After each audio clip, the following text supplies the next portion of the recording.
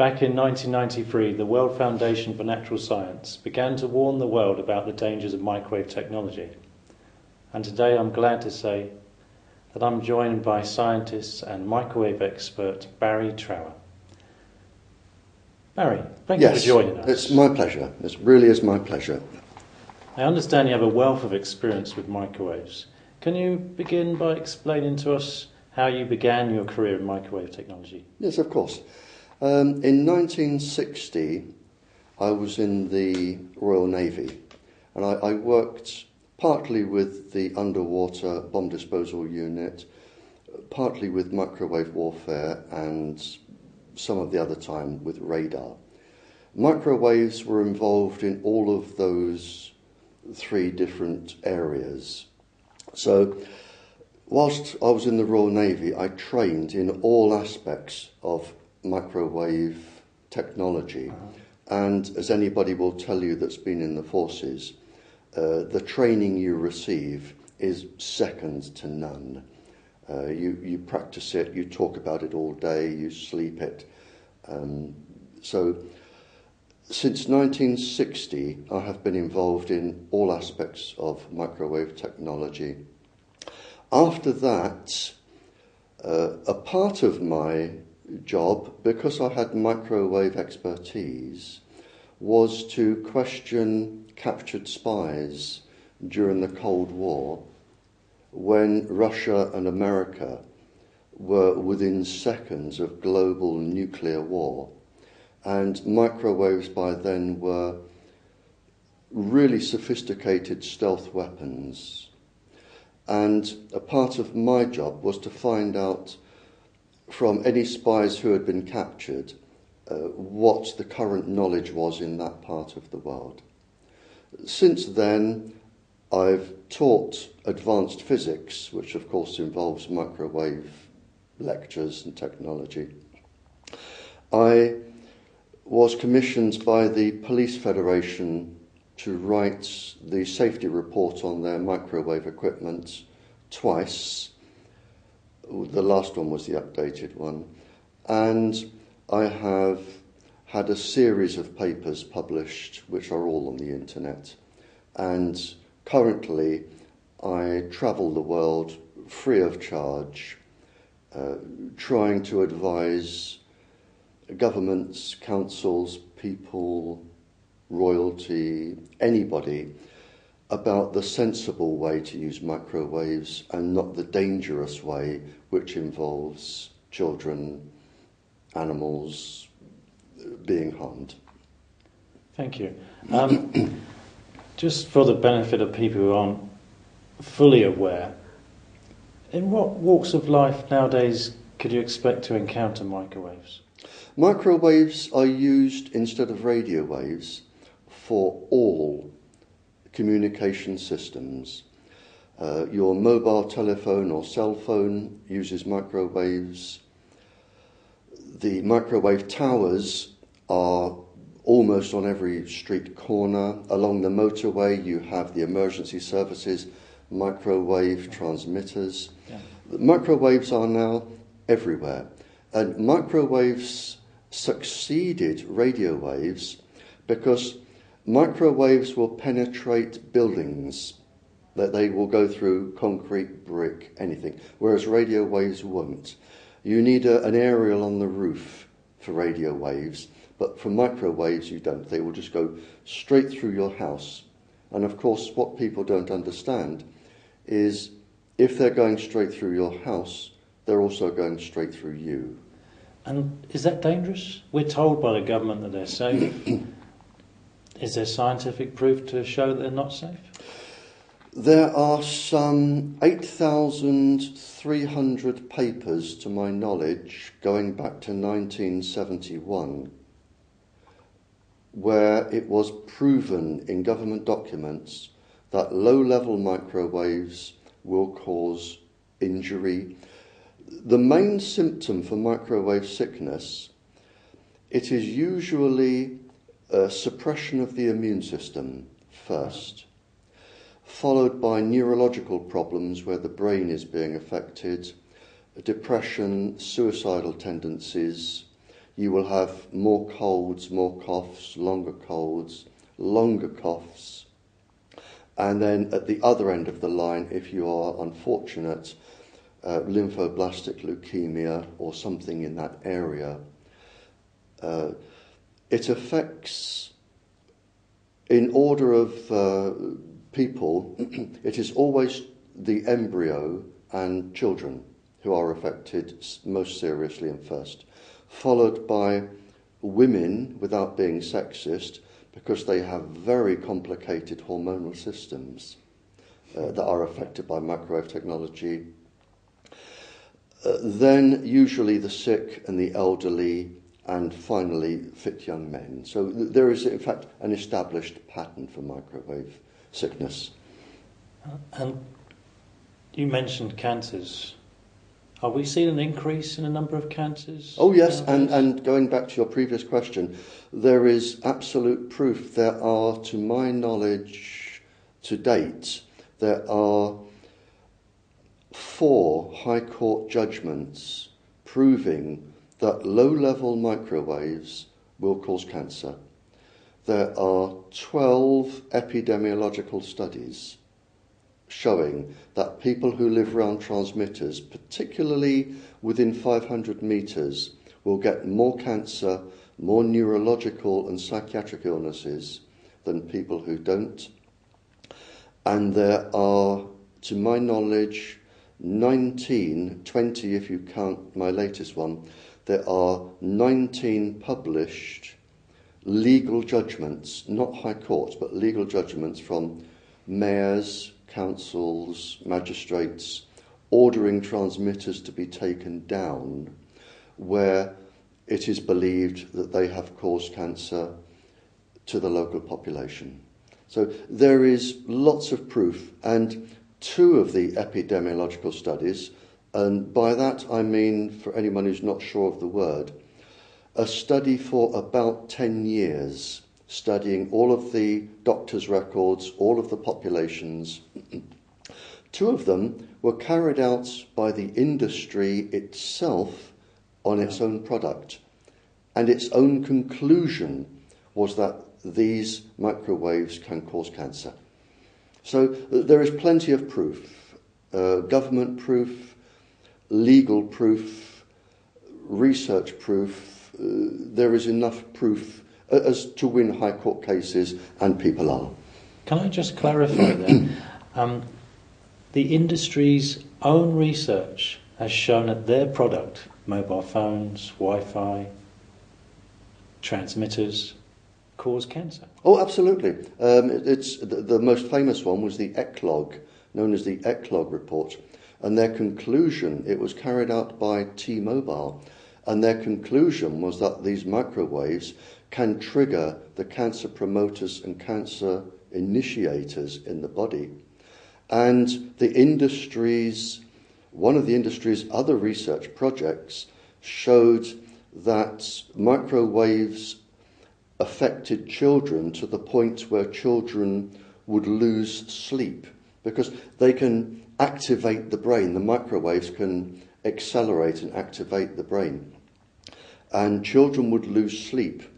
And published research in Scientific American Mind actually shows that when children lose sleep, they can become depressed and suicidal very, very quickly. In fact, I can tell you one story, if I may. Yes, when I was in South Africa speaking, a teacher of 30 years, and this is on the internet, a teacher of 30 years was the speaker behind me. And he said that in South Africa, he said childhood suicides were unknown. Misbehaviour to the extent of severe aggression was unknown in South Africa.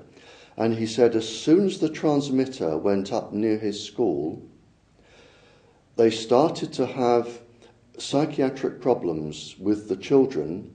And he said, today, he said, all of my children, all 30 in my class, are now on Ritalin for poor behaviour. The whole class is on Ritalin. That's incredible. Absolutely. I'm almost speechless. So we have the industry admitting that their technology is causing disease. Cancer. We're And illnesses, yes. We're seeing children being effective in hyperactivity. Yes. Why then do we still have this technology? What's stopping it being removed? The industry is believed to be earning some 3 trillion United States dollars a year.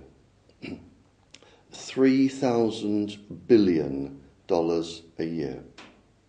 And it is my opinion, I will have an opinion because it protects you legally, it is my opinion that when you have that amount of money coming in, I mean, just imagine on a daily basis how much is flowing in. Yeah. You have the ability to not only hire Land Rovers full of top lawyers who can argue cases for you, you can buy governments and you can threaten people with all sorts of things because you have so much power. And the allies of the industry are the secret services of the governments, hence the governments. Because with this technology, not only can the secret services of any country listen to every single thing you are saying through your cell phone, but they can also follow everywhere you go. So they know everywhere you go and everything you are saying, and they can monitor the words of every single meeting that you sit down at. You're not seriously telling me that my government is following everybody's movements? They have the ability to. I do know that every single phone call is recorded and logged. Every phone call? Every single mobile phone call is recorded. Every single one. They have, whether they are interested in you, I don't know. Yeah. Whether they want you followed, I don't know. But they have the ability to do it. So if you have, let's just say you have people who legally and rightfully oppose government policy, like me. Yeah. What they can do is they can have everywhere you go followed, every single phone call recorded, they can monitor everybody you talk to, so they will know your whole operation, which gives them an advantage if they want to clamp down on you. This sounds worse than the Watergate scandal. Well, it is. So, I mean, you have the secret services, you have the money. The government themselves love this system because it allows them to snoop on the people, and you have the most powerful industry on the planet. So you can see why people are resisting cutting down the power and cutting down what they're doing.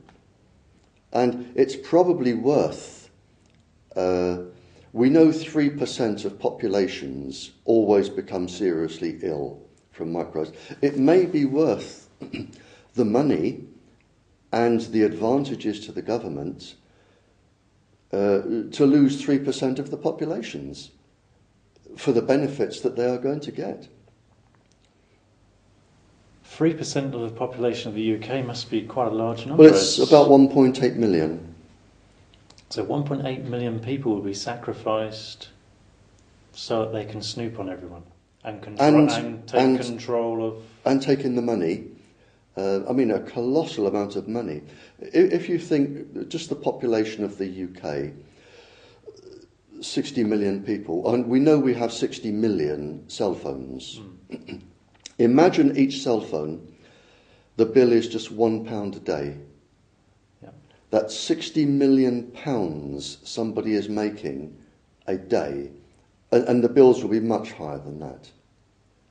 I mean, the money and the power you get from this, is phenomenal. And in fact, if we go back 15 years, hypothetically, if we could go back 15 years, if the government said, in any country, if the government said, we are going to make it law that every single person carries a little tiny box in their pocket, we are going to listen to every single conversation you have, every business meeting, every consultant meeting in a doctor's surgery, every single word you say, we are going to record. Whether your phone is on or off, we have the ability to record. We're also going to monitor everywhere you go. So we are going to know everything you say and everywhere you go.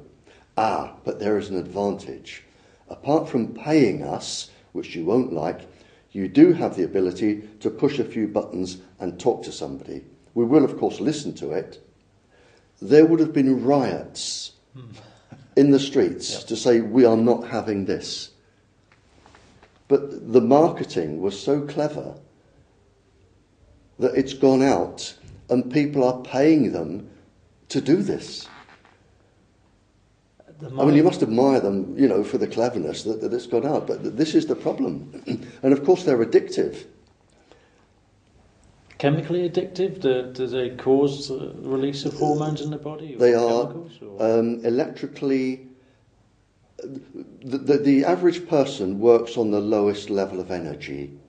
And if there is a telephone box half a mile down the road and you have a cell phone in your pocket, the average person will pull out the cell phone and say, well, this one won't hurt me, dong, dong, dong, dong, hello, Mr. Smith, rather than walk down the road. Yeah. So there is that. You become more lazy. The other addiction is that there are numerous experiments. I have pages upon pages of experiments where the microwaves going into the brain, they accelerate and, if you like, increase the natural rhythms of the brain. It's called entrainment. They actually accelerate the brain and excite the brain.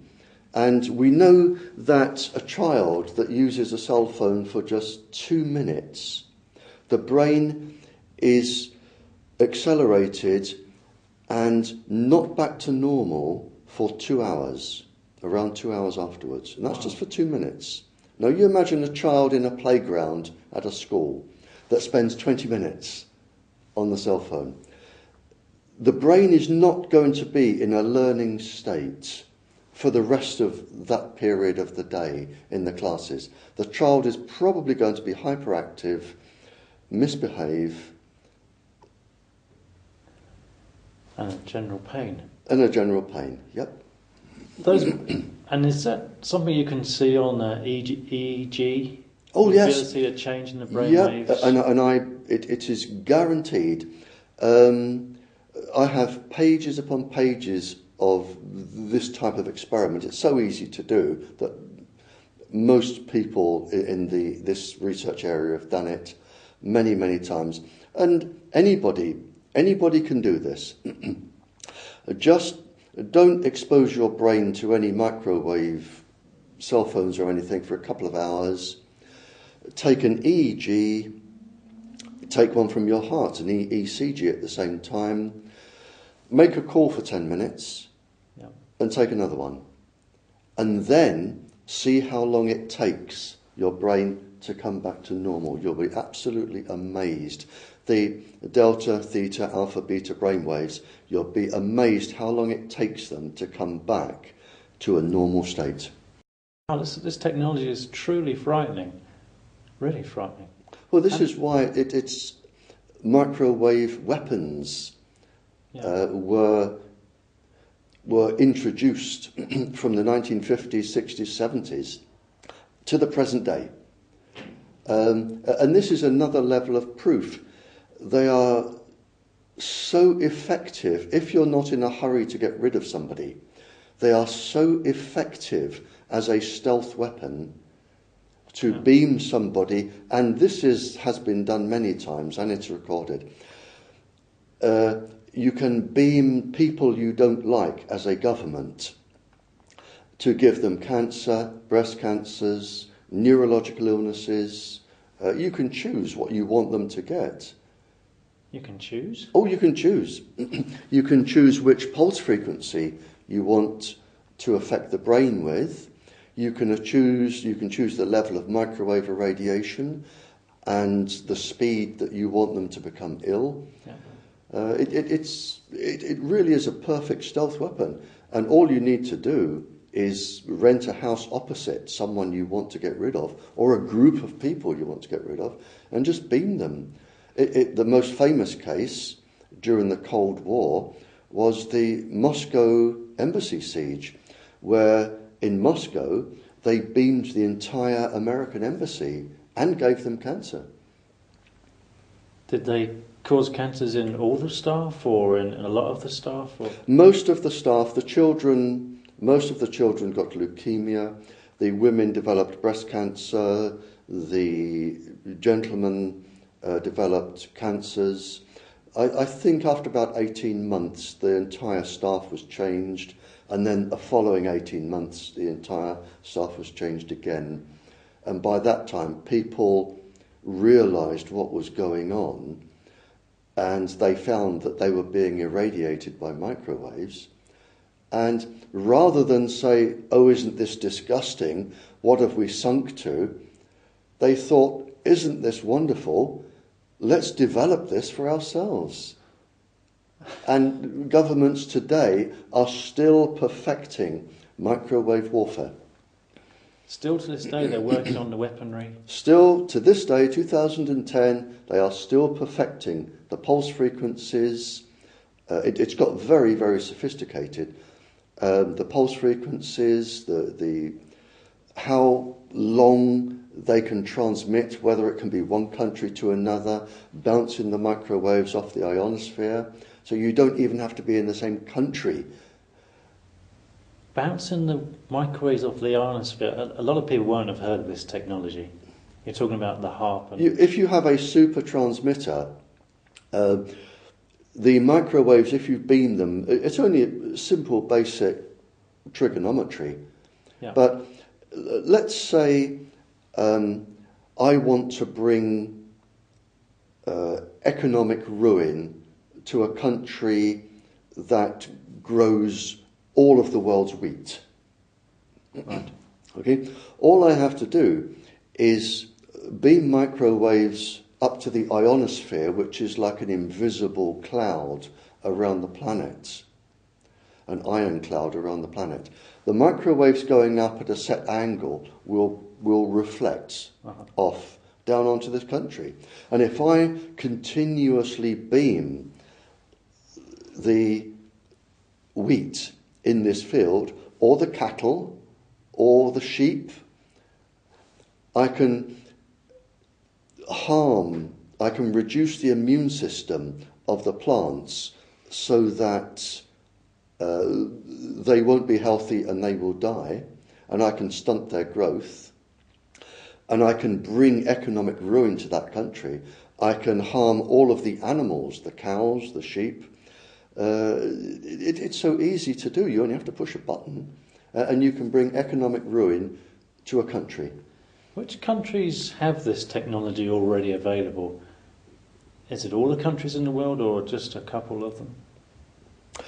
It may not be a wise thing to say on a live broadcast, but you can take my word for it that I know at least 2 super transmitters in the world that have this capability, and there are probably more in areas that I do not have access to and I cannot go to. But I know there are at least 2. I need to just go back a little bit now. Of course, yeah. Back to your early days in the military. Mm-hmm. This technology was used by the British government. Oh, okay. Sorry, I can see where you're going. It was right, used okay. by the British yeah. government against terrorist We groups. we have 8,300 papers. I have knowledge of 2,300 myself. And what the governments found was that you could induce, by changing the pulse frequency, like Morse code, of the microwaves going into the brain and interfering with the brain. By specialising on the pulse frequency, you could induce psychiatric illnesses to the point where a psychiatrist could not tell if it is a genuine psychiatric illness or an induced psychiatric illness. So what you can do, theoretically, is you can target an individual's brain.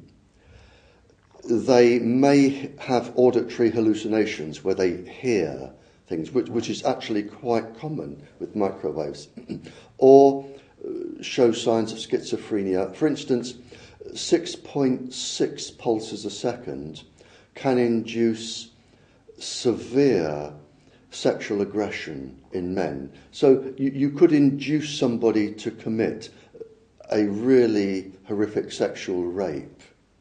So technically what you could do is have somebody committed to a psychiatric hospital or a jail for a crime just by somebody saying that they had a psychiatric problem whereby they didn't. Yeah. There is that. You can target other parts of people's bodies. You can target the heart and cause heart seizures. You can target the lungs and cause bleeding. You can target, if you're clever enough, some of the essential glands in the body that control all of the hormonal systems.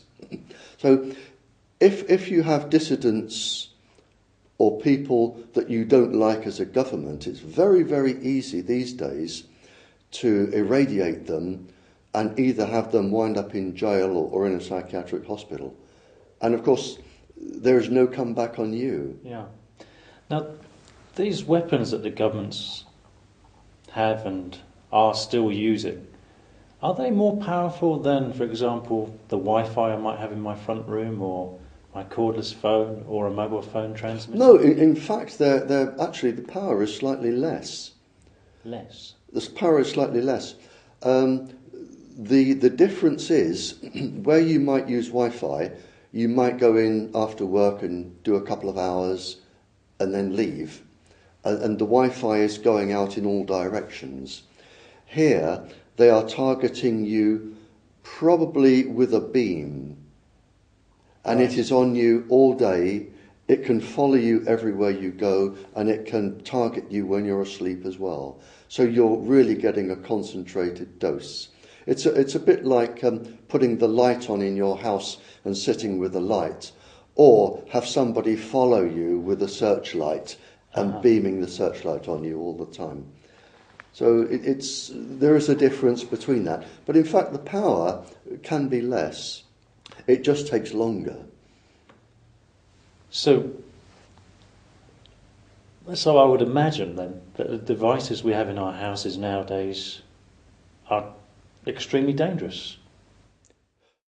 Not all of the research, because there is research that has been carried out where they have failed to show it is dangerous. But we do have documentary proof from the governments, one specific paper from the government that lists all of the illnesses that you can get from microwave sickness, including severe neurological disorders.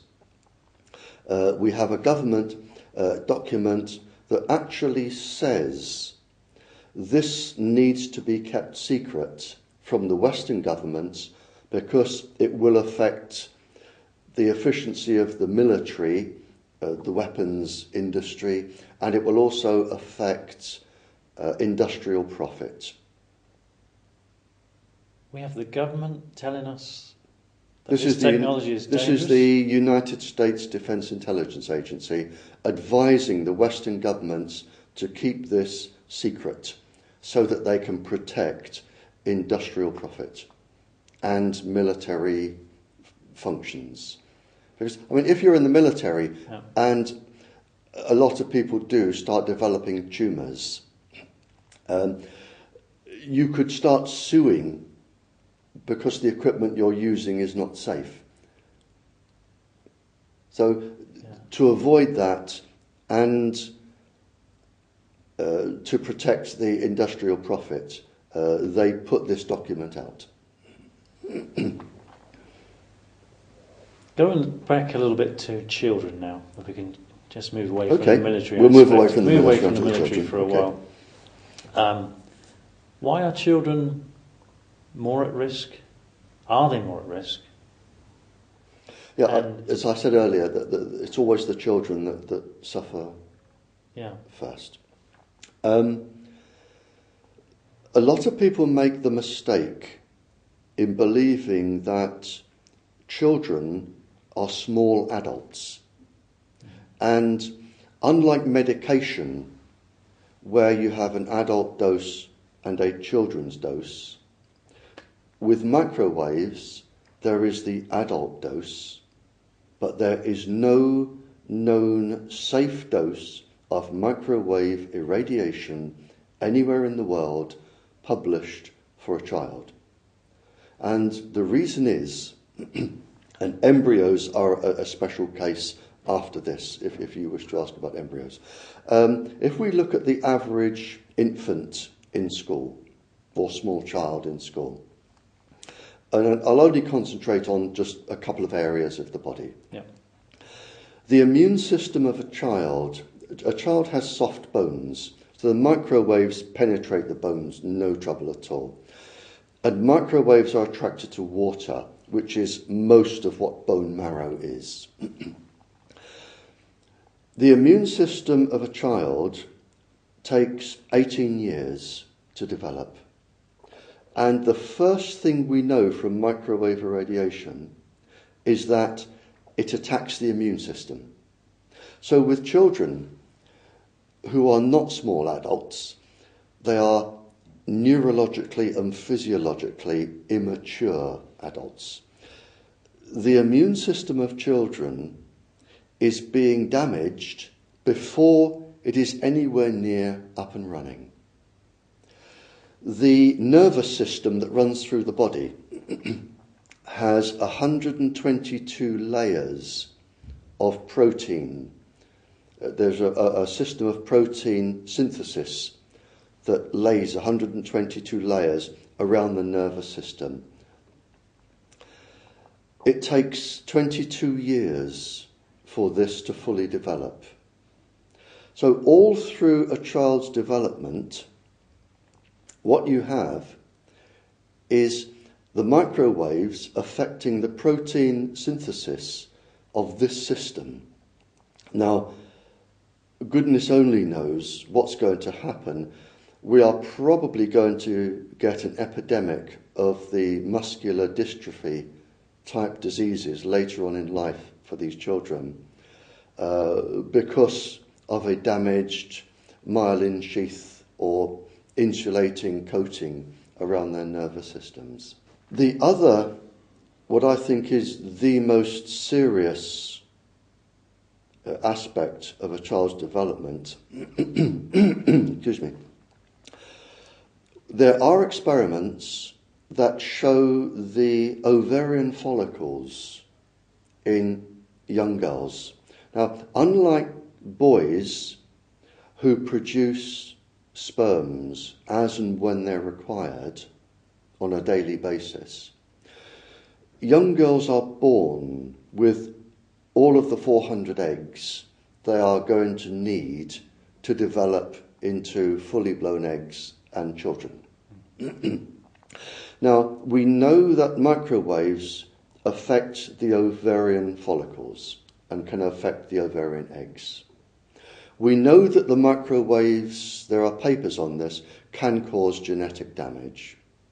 If you think of a young girl at school, she's sitting here and she has the Wi-Fi set transmitting straight through the uterus into the ovaries. Now, if the young girl damages the ovarian eggs, and we're not going to know this for another 15 years, if the ovarian eggs are damaged, these are irreparable. They can never ever be repaired. The mitochondrial DNA in girls is irreparable. So when that girl, if she has a daughter, that daughter will carry the genetic damage that has been caused by the microwaves. And when she has a daughter, that daughter will carry the same disease, and her daughter, and her daughter. So we are now not saying we're risking this generation, we are risking the future generations of all of the children in the world from genetic damage. And that's a scary prospect.